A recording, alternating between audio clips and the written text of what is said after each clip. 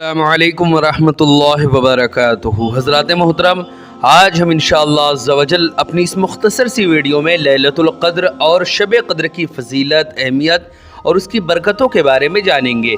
साथ ही साथ हम ये भी जानेंगे कि आखिर इस माह मुक़द्दस जो रमज़ानुल मुबारक का ये माह मुक़द्दस है, माह मुहतरम है, इसमें अल्लाह रब्बुल इज़्ज़त ने कौन कौन सी नेमतें और बरकतें नाजिल फरमाई हैं। हज़रात मोहतरम, शब क़द्र को आखिर अल्लाह रब्बुल इज़्ज़त ने क्यों छुपाया, इसकी बहुत सारी हिकमतें और फजीलतें हैं। आखिर क्यों छुपाया गया? अल्लाह रब्बुल इज़्ज़त उसको वाज़ेह कर देता कि इस रात में है, तुम लोग इस रात में जगो। ताकि इसको छुपाया गया ताकि इंसान ज़्यादा से ज़्यादा अल्लाह रब्बुल इज़्ज़त की याद में, अल्लाह रब्बुल इज़्ज़त के ज़िक्र व अस्कार में मशगूल रहे और अल्लाह रब्बुल इज़्ज़त को राज़ी करे। इन्हीं सब बातों के बारे में आज हम जानेंगे कि आखिर इस लैलतुल क़द्र में हमें क्या करना चाहिए, क्या नहीं करना चाहिए, और कौन कौन से विर्दो वज़ाइफ़ और ज़िक्र व अस्कार और इबादत कौन सी करनी चाहिए इस रात में। उन्हीं सब बातों के बारे में आज हम जानेंगे। वीडियो पसंद आए तो वीडियो को लाइक करें, शेयर करें, और अगर हमारे मोहम्मदी चैनल पर नए आए हों तो इसे ज़रूर सब्सक्राइब करके बेल आइकन को भी ज़रूर दबाएं ताकि इस तरह की तमाम इन्फॉर्मेटिव वीडियोज़ आप तक ज़रूर पहुँचे।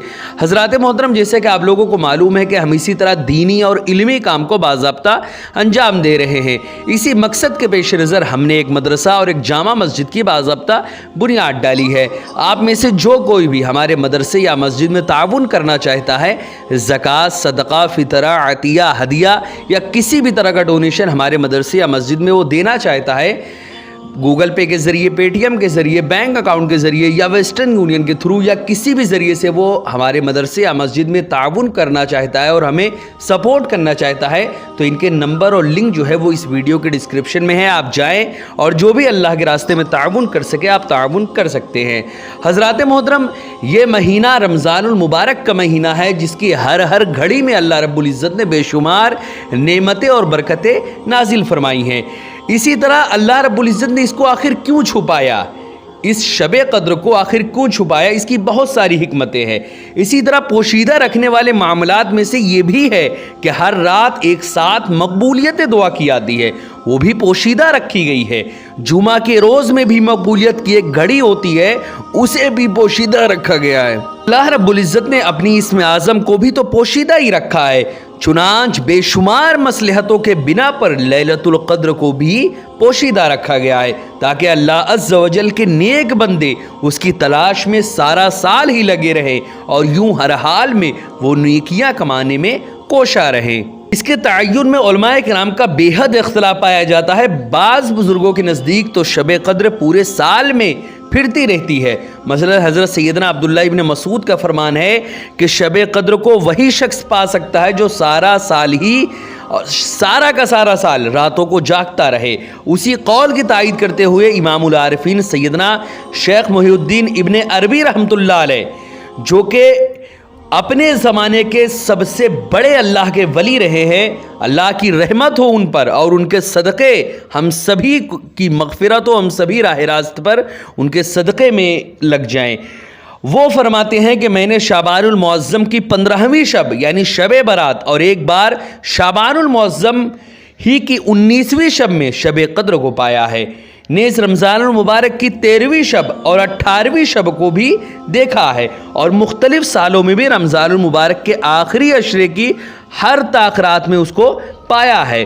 मज़ीद वो फरमाते हैं कि अगर ज़्यादातर शब क़द्र रमज़ान शरीफ में ही पाई जाती है, ताहम मेरा तजर्बा तो यही है कि ये पूरा साल घूमती रहती है, यानी हर साल के लिए इसकी कोई एक ही रात मखसूस नहीं है कि ये इसी रात में पाई जाती है। इसी तरह हमारे जो अइम्मा हैं, चारों इमाम हैं, उनके भी इसके मुतालिक मुख्तलिफ अक़वाल हैं। अइम्मा अरबा यानी चारों इमामों में भी इस रात के तय्युन के बारे में इख्तलाफ है। हज़रत सैयदना इमाम आज़म अबू हनीफ़ा रहमतुल्लाह अलैह का कौल ये है कि रमज़ानुल मुबारक की 27वीं शब शब क़द्र है, और हज़रत सैयदना इमाम शाफ़ई के नज़दीक मज़बूत कौल ये है कि 21वीं शब रमज़ानुल मुबारक को शब क़द्र होनी चाहिए, जबकि सैयदना इमाम मालिक और सैयदना इमाम अहमद बिन हम्बल के नज़दीक शब क़द्र रमज़ानुल मुबारक के आखिरी अशरे की ताक़रातों में होती है, मगर उसके लिए कोई एक रात मखसूस नहीं है। ہر سال ان طاق راتوں میں وہ گھومتی رہتی ہے، کبھی کسی رات میں رہتی ہے تو کبھی کسی رات میں رہتی ہے، یعنی کبھی تو 21ویں شب لیلۃ القدر ہوتی ہے، تو کبھی 23، کبھی 25، تو کبھی 27ویں شب، کبھی کبھی 29 شب بھی شب قدر ہو جایا کرتی ہے۔ حضرات محترم، بعض بزرگوں نے حضرت سیدنا شیخ ابو الحسن عراقی کا ارشاد نقل کیا، آپ فرماتے ہیں میں جب سے بالغ ہوا ہوں الحمدللہ کبھی ایسا نہیں ہوا کہ میں نے شب قدر کو نہ دیکھا ہو۔ پھر اپنا تجربہ ارشاد فرماتے ہیں کہ جب کبھی اتوار یا بدھ کو پہلا روزہ ہوا تو 29ویں شب، اگر پیر کو پہلا روزہ ہوا تو 21 شب، اگر پہلا روزہ منگل یا جمعہ کو ہوا تو 27ویں شب، اگر پہلا روزہ جمعرات کو ہوا تو 25ویں شب، اور اگر پہلا روزہ ہفتہ کو ہوا یعنی سنیچر والے دن تو میں نے 27ویں شب میں شب قدر کو پایا۔ تو اب سوچیں آپ کہ اس بار رمضان کس دن پہلا روزہ تھا، اسی کے حساب سے آپ سمجھ سکتے ہیں۔ حضرات محترم، اگرچہ اولیاء کرام اور بزرگان دین اور مفسرین و محدثین رحمت اللہ علیہم کا شب قدر کے تعین میں زبردست اختلاف ہے، تاہم بھاری اکثریت کی رائے یہی ہے کہ ہر سال شب قدر ماہ رمضان کی 27ویں شب کو ہی ہوتی ہے۔ حضرت سیدنا ابی بن کعب 27ویں شب رمضان ہی کو شب قدر کہتے ہیں۔ حضرت سیدنا غوث اعظم رضی اللہ تعالیٰ عنہ، ہم سب کے امام، ہم سب کے آقا و مولا حضرت سیدنا غوث اعظم رضی اللہ تعالیٰ عنہ بھی اسی کے قائل ہیں کہ 27ویں شب کو ہی شب قدر ہوتی ہے۔ اسی طرح حضرت سیدنا ابن عمر بھی اسی کے قائل ہے۔ اسی طرح حضرت سیدنا امام اعظم ابو حنیفہ رحمۃ اللہ علیہ بھی اسی کے حامی ہیں۔ اسی طرح حضرت سیدنا شاہ عبد العزیز محدث دہلوی رحمۃ اللہ علیہ بھی فرماتے ہیں کہ شب قدر رمضان شریف کی 27ویں رات کو ہی ہوتی ہے۔ اپنے بیان کی تائید کے لیے انہوں نے 2 دلائل بیان فرمائے۔ اولاً یہ کہ لیلۃ القدر کا لفظ 9 حروف پر مشتمل ہے اور یہ کلمہ سورہ قدر میں 3 مرتبہ استعمال کیا گیا۔ اسی طرح 3 کو 9 سے ضرب دینے سے یعنی ملٹیپلائی کرنے سے وہ 27 ہوتا ہے، یعنی 27 ہوتا ہے، جو اس بات کا غماز ہے، اس بات کی جانب اشارہ کرتا ہے کہ شب قدر 27 کو ہی ہوتی ہے۔ دوسری اس کی جو توجیہ ہے وہ یہ بیان کرتے ہیں وہ کہ اس سورہ مبارک میں 30 کلمات یعنی 30 الفاظ ہیں، 27 کلمہ ہیا ہے جس کا مرکز لیلۃ القدر ہے۔ گویا اللہ رب العزت کی طرف سے نیک لوگوں کے لیے یہ اشارہ ہے کہ رمضان شریف کی 27ویں شب کو ہی شب قدر ہوتی ہے۔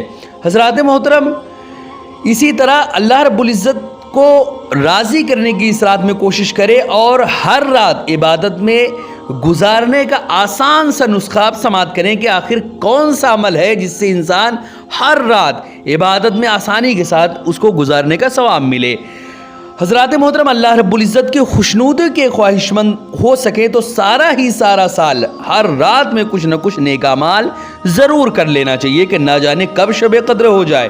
ہر رات میں 2 فرض نمازیں آتی ہیں، مغرب اور عشاء، کم از کم ان دونوں نمازوں کی جماعت کا تو خوب یہ اہتمام کریں کہ دونوں ہی نماز کو جماعت کے ساتھ پڑھیں، کہ اگر شب قدر میں ان کی جماعت نصیب ہو گئی تو پھر اس کے بعد انشاءاللہ بیڑا ہی پار ہو جائے گا، بلکہ روزانہ عشاء و فجر کی جماعت بھی خصوصیت کے ساتھ عادت ڈال لینی چاہیے۔ حضرات محترم، صحیح مسلم شریف کی حدیث میں ہے کہ حضور رسول اکرم صلی اللہ علیہ وسلم نے فرمایا، جس نے عشاء کی نماز باجماعت پڑھی اس نے گویا آدھی رات قیام کیا، اور جس نے فجر کی نماز باجماعت ادا کی اس نے گویا پوری رات قیام کیا۔ اللہ رب العزت کی رحمت کے متلاشی جتنے بھی ہمارے اسلامی بھائی ہیں، اگر تمام سال یہی عادت جماعت رہی تو شب قدر میں بھی ان دونوں نمازوں کا جماعت انشاءاللہ نصیب ہو جائے گی، اور رات بھر سوئے رہنے کے باوجود بھی انشاءاللہ شب قدر میں تمام رات عبادت کرنے کا ثواب مل جائے گا۔ حضرات محترم، جن راتوں میں شب قدر ہونے کا زیادہ امکان ہے، مثلا رمضان المبارک کا آخری عشرہ یا کم از کم اس کی طاق راتوں میں، تو عبادت کا خاص اہتمام ضرور ہونا چاہیے، اور خاص کر 27ویں شب کو اس رات کے بارے میں قوی تر گمان شب قدر ہونے کا ہے۔ اس رات کا تو غفلت میں گزارنا ہی نہیں چاہیے۔ 27ویں رات تو خصوصاً توبہ و استغفار اور ذکر و اذکار کی تکرار میں گزارنا چاہیے۔ حضرات محترم، آخر اس رات میں کرنا کیا چاہیے؟ حضور صلی اللہ علیہ وسلم کے فرمان کے مطابق اس کو اب سماعت کریں۔ اب لیلۃ القدر کی بے پایہ رحمتوں اور برکتوں کے متعلق حضور صلی اللہ علیہ وسلم کے 12 فرمان کو آپ سنیں اور اس کو اپنے زندگی میں اس رات میں گزاریں، اس کے متعلق، اور اسی کے مطابق اپنی زندگی کو اس رات میں گزارے۔ جو حضور صلی اللہ علیہ وسلم کا فرمان ہے، جو ذکر ہے کہ آخر اس رات میں ہمیں کیا کرنا چاہیے، اس رات میں آپ وہی کریں۔ پہلا تو یہ کہ جس نے شب قدر میں 3 مرتبہ پورا کلمہ یعنی لا الہ الا اللہ محمد رسول اللہ پڑھا تو پہلی مرتبہ پڑھنے سے اللہ رب العزت اس کی مغفرت فرما دیتا ہے، دوسری مرتبہ پڑھنے سے اللہ تعالیٰ جہنم سے آزاد فرما دیتا ہے، اور تیسری مرتبہ پڑھنے سے جنت میں داخل فرما دیتا ہے۔ سبحان اللہ، کیا ہی شب قدر کا فیضان اور عمل کتنا آسان ہے، مگر اجر و ثواب کے اعتبار سے کیسا عظیم الشان ہے۔ اسی طرح دوسرا جو اس میں کرنا ہے ہمیں وہ یہ کہ لیلۃ القدر میں آسمان کے دروازے کھلے رہتے ہیں۔ جو بندہ شب قدر میں نماز پڑھتا ہے تو اللہ اس کے ایک ایک تکبیر یعنی ایک بار اللہ اکبر کے بدلے میں جنت میں ایک ایسا سایہ دار درخت عطا فرمائے گا کہ اگر چلنے والا 100 سال تک اس کے سائے میں چلے تو اس درخت کا سایہ طے نہیں کر سکے گا، اور ہر رات کے بدلے ایک مکان جنت میں موتیوں، یاقوت اور زبرجد اور لولو کا عطا فرمائے گا، اور ہر سلام پھیرنے کے بدلے جنتی چادروں سے ایک چادر عطا فرمائے گا۔ اسی طرح تیسرا جو فرمان ہے وہ یہ کہ جس نے شب قدر میں قیام کیا ثواب کی نیت سے اس کے اگلے پچھلے تمام گناہوں کو اللہ رب العزت معاف فرما دے گا۔ اسی طرح چوتھا جو فرمان ہے وہ یہ کہ جو رمضان شریف کی 27ویں شب میں غسل کرے نماز کی نیت سے، اللہ تعالیٰ اس کے تمام گناہوں کو بخش دے گا پاؤں دھونے سے پہلے ہی۔ اسی طرح پانچواں جو فرمان ہے حضور کا وہ یہ کہ جو رمضان المبارک کی 27ویں رات کو زندہ رکھے گا اللہ رب العزت اس کے لیے 27,000 سال کا ثواب لکھتا ہے، اور اللہ تعالیٰ اس کے لیے جنت میں گھر بناتا ہے جن کی تعداد صرف اللہ ہی جانتا ہے۔ اسی طرح چھٹواں جو حضور کا فرمان ہے وہ یہ کہ جو رمضان شریف کی 27ویں رات کو زندہ رکھے گا تو میں قیامت کے دن اس کو جنت میں لے جانے کا ضامن ہوں، یہ حضور کا فرمان ہے۔ اسی طرح 7واں جو فرمان ہے حضور کا وہ یہ کہ جو شب قدر کو زندہ رکھے یعنی اس میں عبادت میں مصروف رہے، پس قیامت کے دن اس کا دل نہیں مرے گا اور اللہ تعالیٰ اس کے تمام چھوٹے بڑے گناہوں کو معاف فرما دے گا۔ اسی طرح 8واں جو حضور کا فرمان ہے وہ یہ کہ جو شب قدر کو زندہ رکھے گا اس کے لیے 100 سال کی عبادت کا ثواب ملے گا۔ اسی طرح 9واں جو فرمان ہے حضور کا وہ یہ کہ اگر تم چاہتے ہو کہ تمہاری قبر نور سے روشن ہو جائے تو شب قدر میں عبادت کرو۔ اسی طرح 10واں جو حضور کا فرمان ہے وہ یہ کہ جس نے شب قدر کو پایا تو اللہ تعالیٰ اس پر دوزخ کی آگ کو حرام فرما دے گا۔ اسی طرح اللہ تعالیٰ اس کے تمام نیک حاجتوں کو بھی پوری فرما دے گا۔ اسی طرح 11واں جو فرمان حضور کا وہ یہ کہ جس نے شب قدر کو پا لیا اللہ تعالیٰ قیامت کے دن اس کا مرتبہ بلند فرما دے گا۔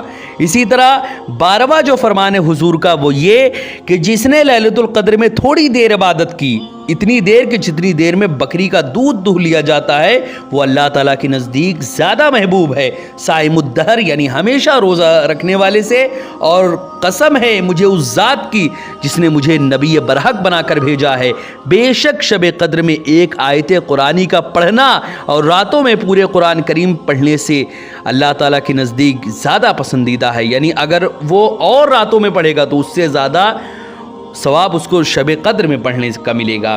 حضرات محترم، اتنے زبردست انعامات کے اعلان کے بعد بھی اگر ہمارے دل شب قدر میں عبادت و ریاضت کے لیے نہ مچلے تو اسے صرف شامت اعمال اور بدنصیبی ہی کہا جا سکتا ہے۔